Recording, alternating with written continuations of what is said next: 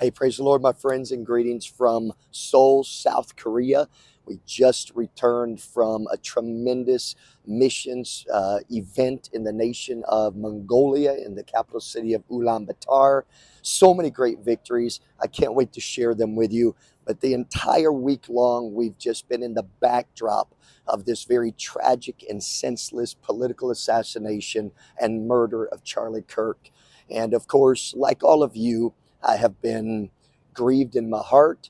I've been convicted in my spirit.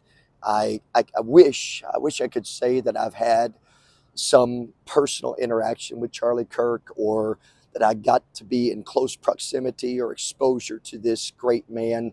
But I never had that opportunity. But it's very interesting to me that, having never had a close exposure or proximity to this man, his entire life has impacted me so greatly. My wife said it last night. I can't even think of another death in this world that has so greatly impacted us emotionally, spiritually, and mentally. All week long, we've been thinking about this, and under the weight of the conviction of this, I just think of the life of Charlie Kirk. And he lived his entire life in the valley of the shadow of death, fearing no evil. Such conviction.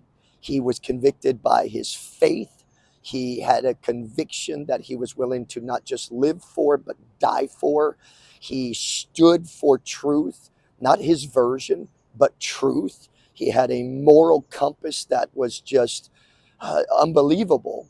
And of course, I've had many conversations with my daughters regarding the death of Charlie Kirk. They've been so grieved. Their heart's been broken. They've cried many tears.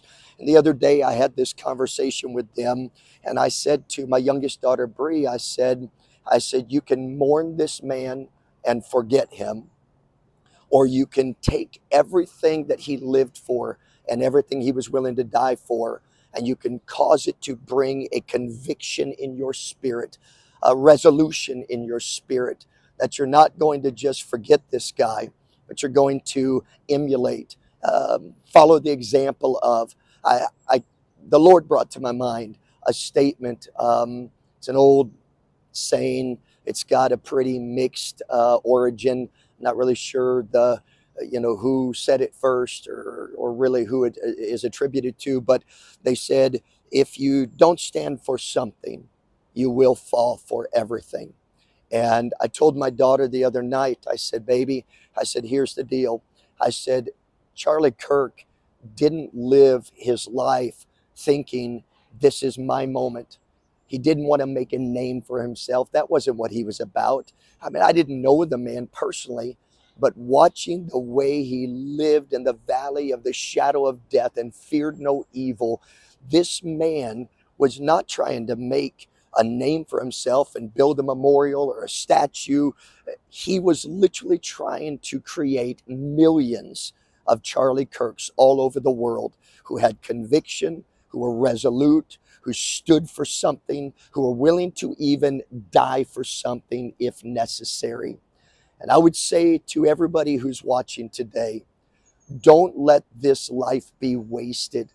Don't just let this moment fade off into obscurity, but let this moment turn into momentum, a momentum of millions of people who square their shoulders, lift up their chin, point their finger and say, there is an absolute truth.